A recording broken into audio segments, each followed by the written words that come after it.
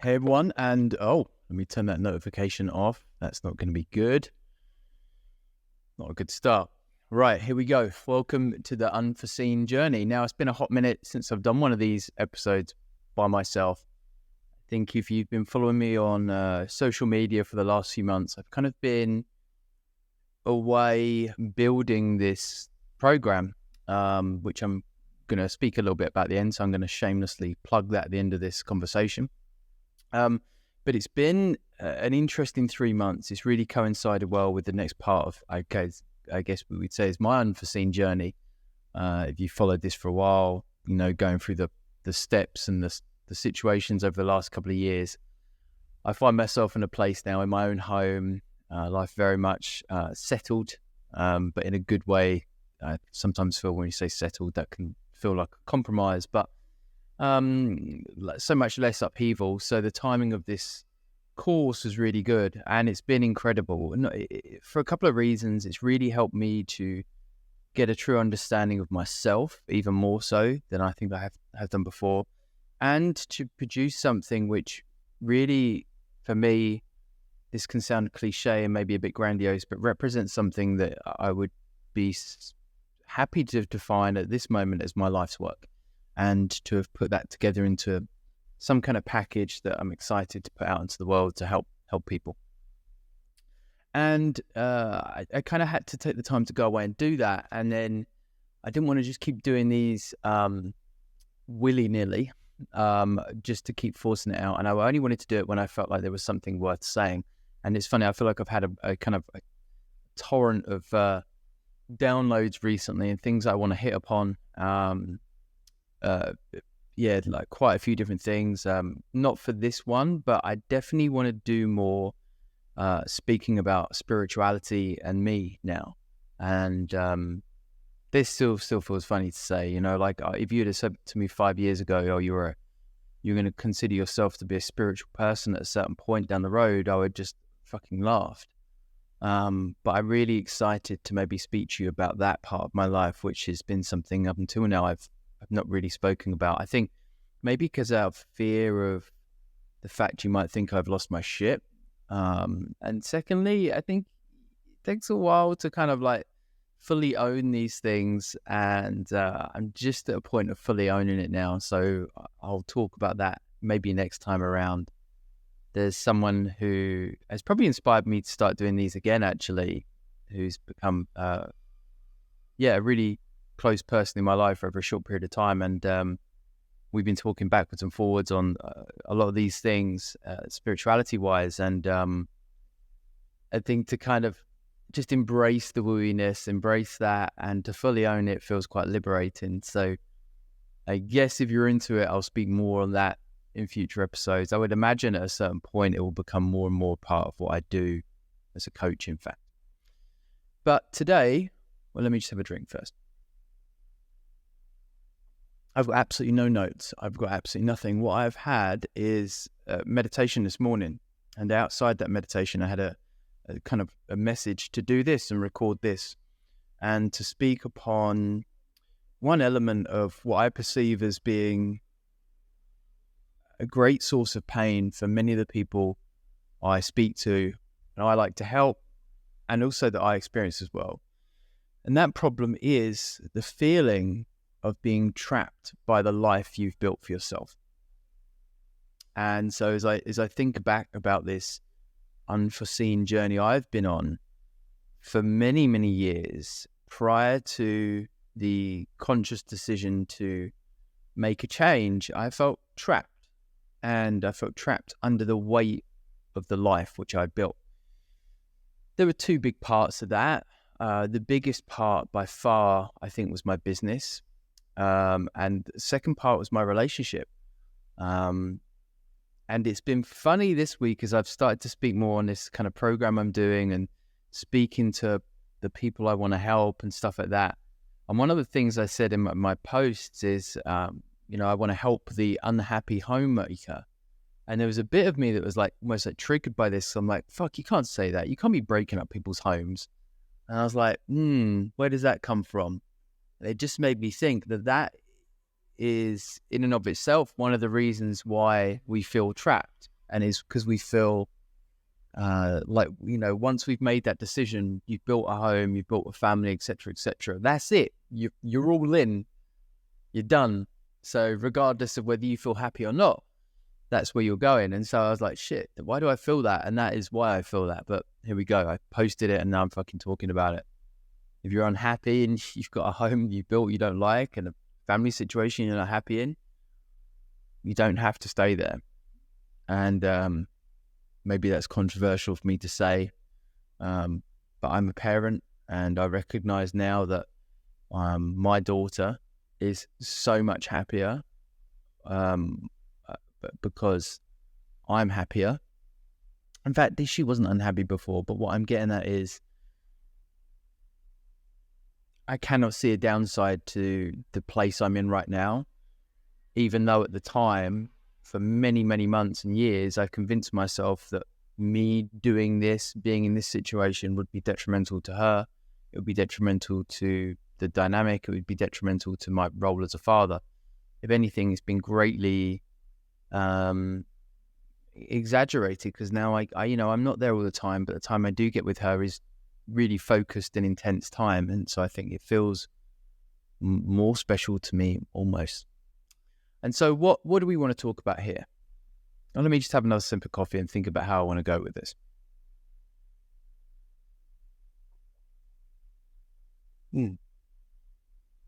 Second one of the day. So right, I think the thing is, we can feel trapped by the life we've built. And let me just hit upon a number of reasons why I think that is. And let me start by probably saying that I know there will be people who are genuinely trapped as a result of being in abusive, coercive, controlling relationships. And for those of you who maybe listen to this and feel like I'm talking up my arse and I don't know what I'm talking about, I want to acknowledge you. And I want to say that I can see you and appreciate that for you, you maybe are trapped. And, my thoughts are with you in this moment, and I hope that you can find a way out of that. But I do know that there are people who are genuinely trapped. But if that's not you, if you're not in a relationship that's, controlling, abusive, etc., then any other excuse you're throwing out is just a fucking excuse. And the choice you're making by telling yourself you don't have a choice is in fact a choice. The paradox of it is to say, I do not have a choice is the choice you're making.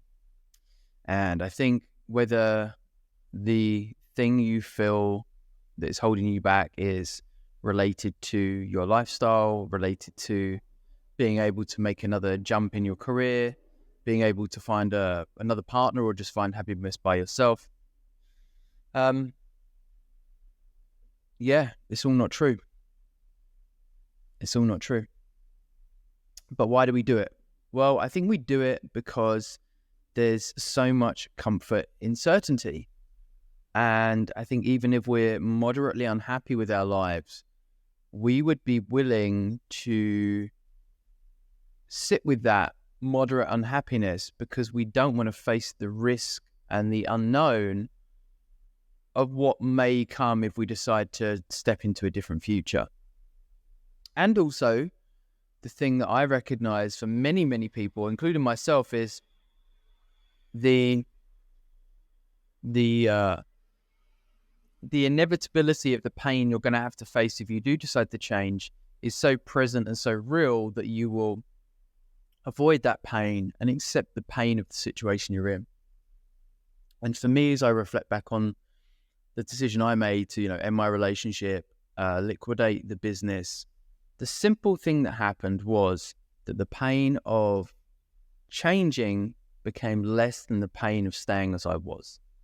And so for years and years and months, I had experienced unhappiness, pain, loathing, in particular of myself in relation to my business and my relationship. But there was a tipping point, and that tipping point happened over the space of like a month. And I think it's no coincidence that these events, I made these decisions around the same kind of time. And as I look back on it now, it's hard for me to pull apart the exact thing which was the final nail in the coffin. I think it was just being so worn down by especially the repeated blows of having the business and just feeling so down in that. I was so at such a low, I think it became a thing of like, well, if I don't do this, then what is this going to be? And the future for myself, as I think I could perceive it on the current trajectory, was one in which I probably wouldn't have ended up being around that long. And I know I've spoken about this before, but that was the pain of the trajectory I was on that I could see, is that it was hurting my mental health and physical health so much that the only choice at certain points was becoming this unthinkable idea of ending my life, which was, not ideal, to say the least. And so I made that decision. And it was hard, and it's taken, where are we now? September. So maybe in the last couple of months, I feel like I've truly become settled. So it's taken 18 months of upheaval to get to this place, and still there's stress, and still things aren't completely finalized with the divorce, and I'm sure there'll still be some hurdles to kind of navigate there, but still I feel like I've arrived, and that's a lovely thing. But there was pain that had to be endured along the way, but the pain that I've had to endure along the way was well worth it in comparison to the pain which I think was present for me at the time when I made this decision, and the future pain which I projected into, which motivated me to make this decision. So where do I go with this for you? I don't know you, I don't know where you are, but I know that there might be a common couple of threads or things which you're telling yourself around the reason why you can't do the thing you want to do. And let me just touch upon a few of them now. Again, there's no notes here. This is just coming out of my brain, so forgive me if it jumps around. One of the big reasons I think we can't change is because we're afraid we're going to let people down. I can't do that. I'm going to let people down. And I just, I'm not going to just go straight to what I actually truly think of this, but I would just ask you, if this is the place you are at, to consider where that comes from, where that belief comes from, because that's what it is, right? It's a belief that you should navigate your way in life, so much so that what is of paramount importance is other people's happiness over and above your own. And that is the decision you're making by saying that. And ultimately, if that's the decision you want to make, then own it. But if you're doing that, you've got to then accept that you're forfeiting your own happiness for the sake of other people's. And if you can somehow find some meaning in that yourself, then we'll crack on with it. But I don't think that works. It certainly didn't work for me, and it certainly doesn't work for many, many people, I think, who live their lives like that. So if that's the excuse you're telling yourself, I can't do X, Y, Z because I'm going to let other people down. In truth, probably what's going to happen is you're going to let other people's perception of you down, and you won't fit the role and character that they've defined and created for you in their own lives. And in that, you'll probably fuck them off. But so what? Like, you don't have to live your life performing the role of what other people expect of you simply so you can align with their own story. You are, and we all are, living our own story. We're the central character of our own movie of our lives. And if you compare this to any kind of film, when do you ever see a movie where the main character forfeits their own mission, their own narrative for the sake of someone who's an extra? They don't. They're determined. They're on a mission. That is the nature of it. And so if we can, in a super cliche way, say you are the hero of your own life, you're the central character, at what point will you decide to step into that role and and be that central character of your life and just fucking embody it and own it. It's truly what I want for you.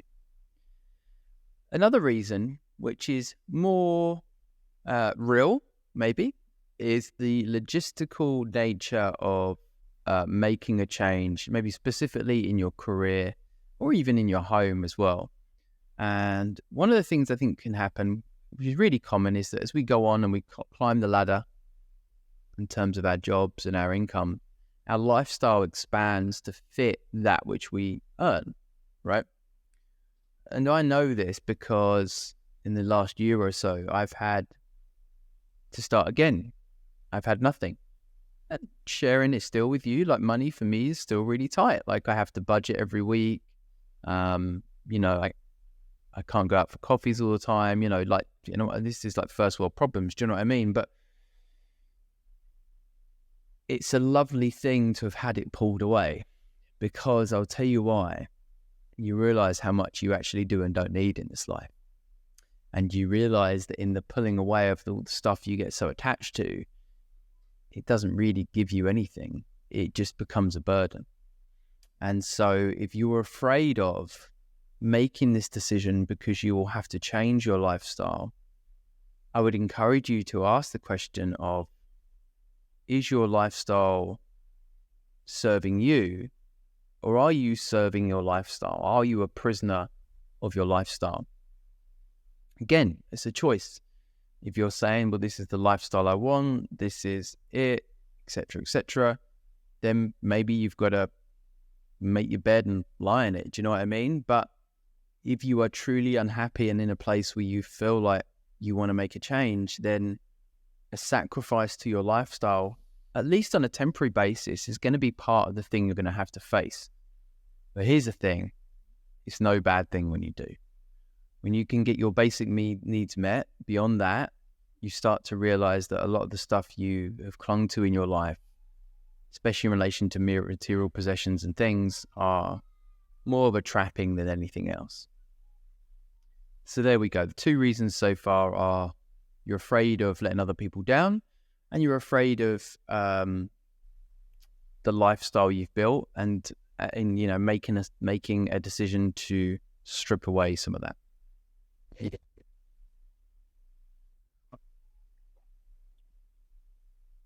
What are the other reasons we may feel trapped and stuck in this life we've built?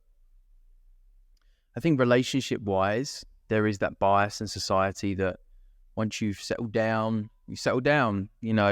I've still definitely had that, and I know that's a generational thing. Maybe 2-3 generations back from us, that was very much the belief. Marriage was forever. You do that, and that's it. You're all in.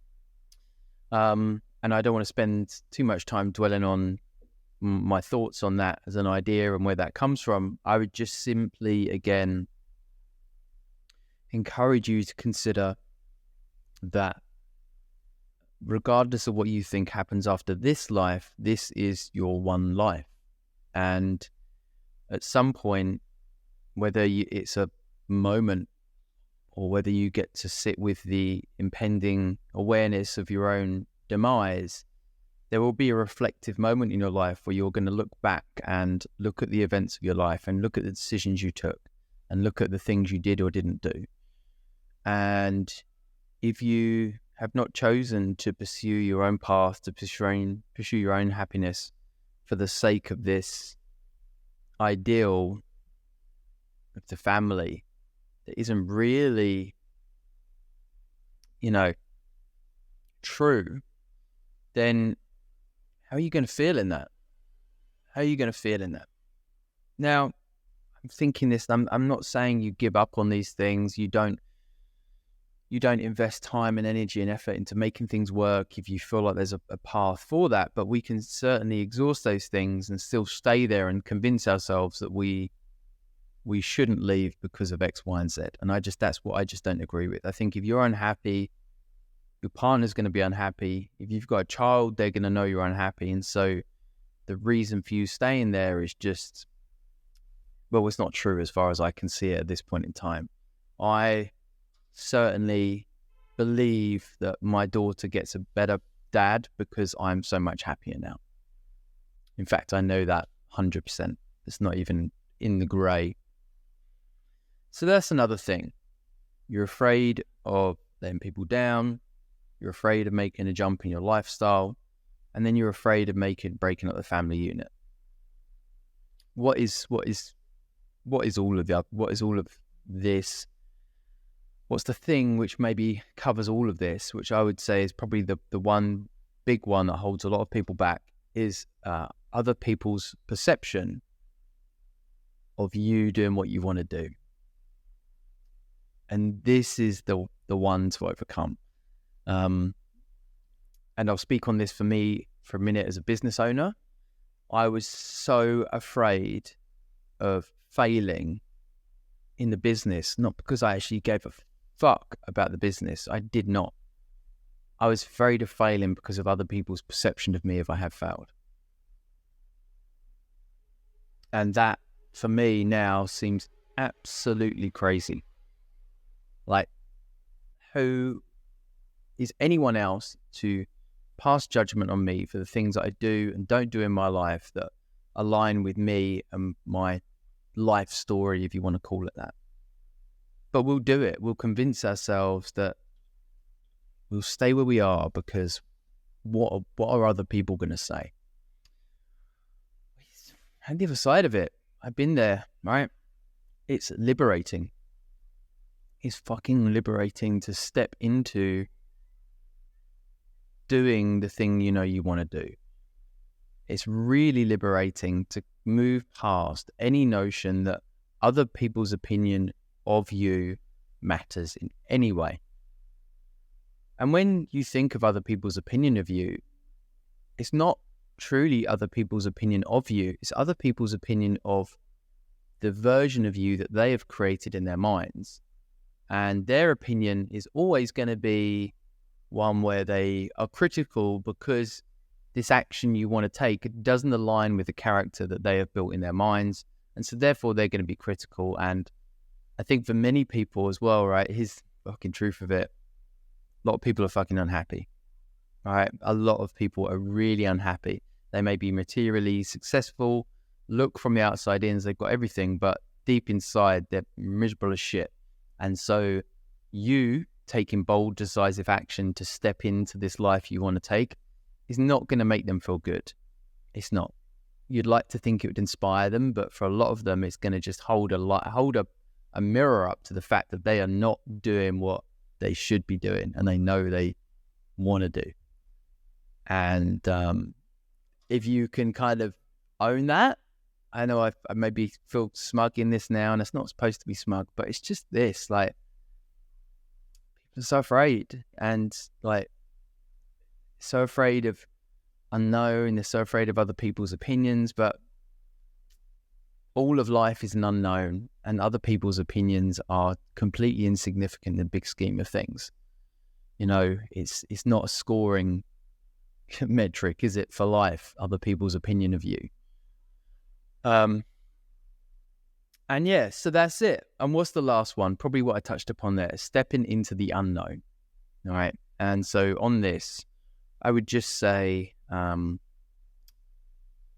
a tough one, because I would guess at this point, you may have arrived at this place having lived a life where you've built a framework of control or perceived control around that which is going on in your life.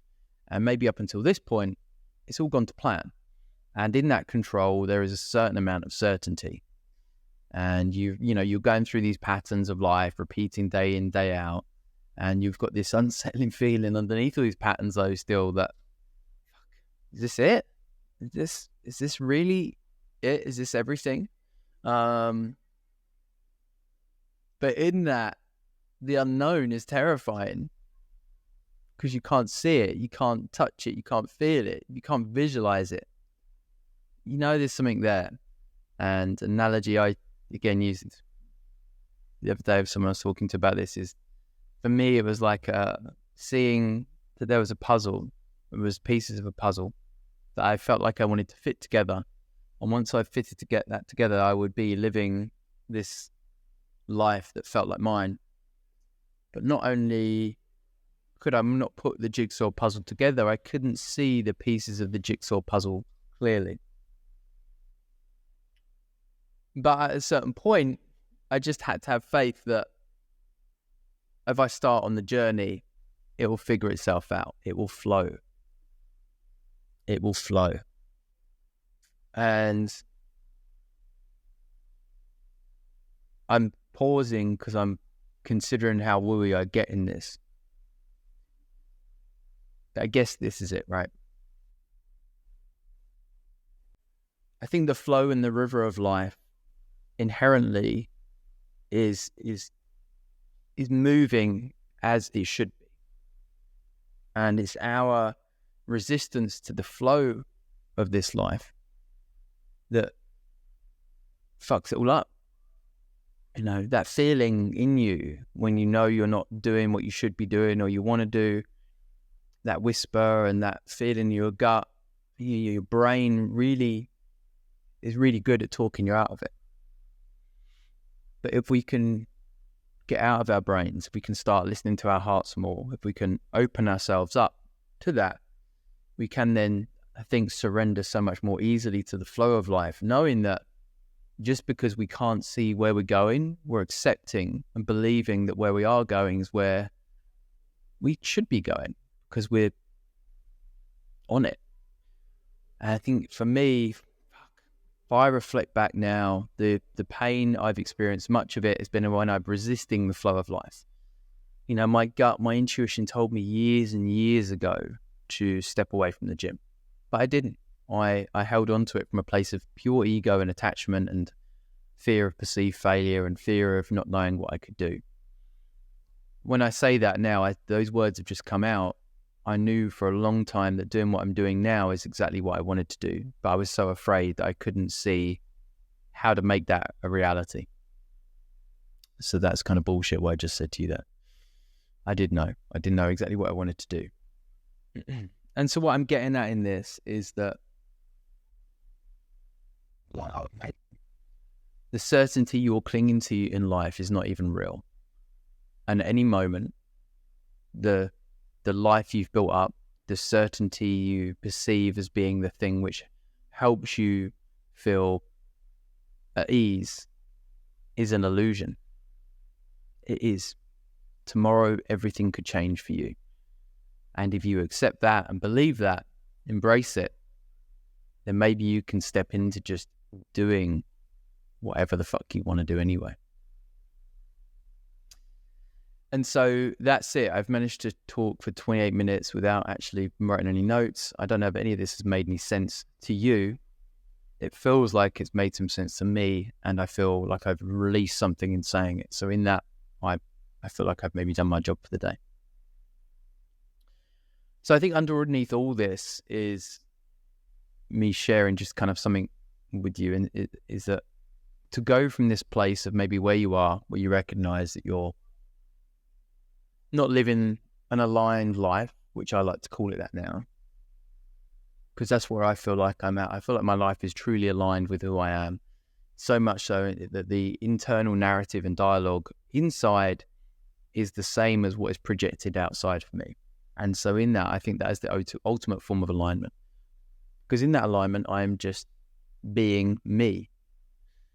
And it's not really about doing, it's about being.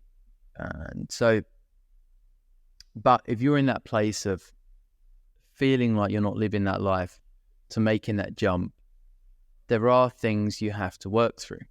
And things for me that I've had to work through are, firstly, like fully embracing and owning where I am at my current situation and where I was.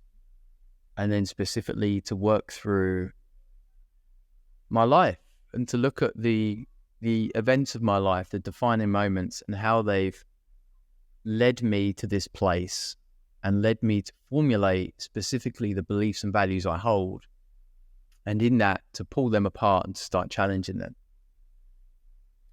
And then from that, the thing then to work through is to realize that it's not enough in life to just want to be not where you are. You've got to want to be somewhere else that is way more fucking exciting and powerful, and have a clear vision of that. Because I think so many people can just think, well, I just don't want to be where I am. And I'm like, okay, that's cool. I appreciate that. But where the fuck do you want to be? Unless we know where you want to go with this and how you want life to feel, then all you're doing is just band-aiding the need to get out of the immediate pain you're in.